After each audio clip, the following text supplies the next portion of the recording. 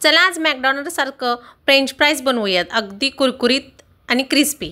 इथे मी 3 बटाटे चांगले स्वच्छ धुवून साल काढून घेणार आहे, मस्त असे, आणि फ्राईजला जसे हवे आहेत तसे कट करून घेतलेले आहेत। यांना पाण्यामध्ये घालून घेऊयात।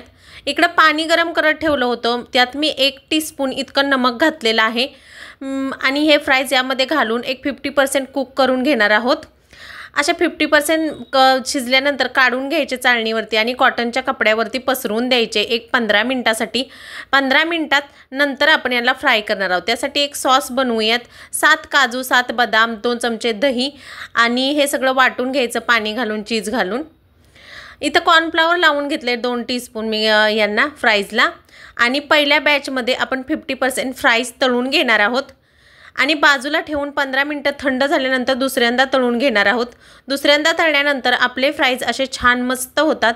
त्यामध्ये पिझ्झा ऑरिगॅनो, लाल तिखट, नमक, पेरी पेरी मसाला असं सगळं घालून मस्त करून घ्यायचे आणि दुपारच्या स्नॅक्सला मुलांना असं द्यायचं। इव्हिनिंग स्नॅक्समध्ये सब्जा कोकम सरबत आणि आपण बनवलेला सॉस आणि फ्राईज मस्त असा बेत आहे। आवडला असेल तर लाईक, शेअर, सबस्क्राईब। फुल व्हिडिओ चॅनलवरती आहे, या व्हिडिओच्या खाली लिंक देते, इथून तुम्ही पाहू शकता।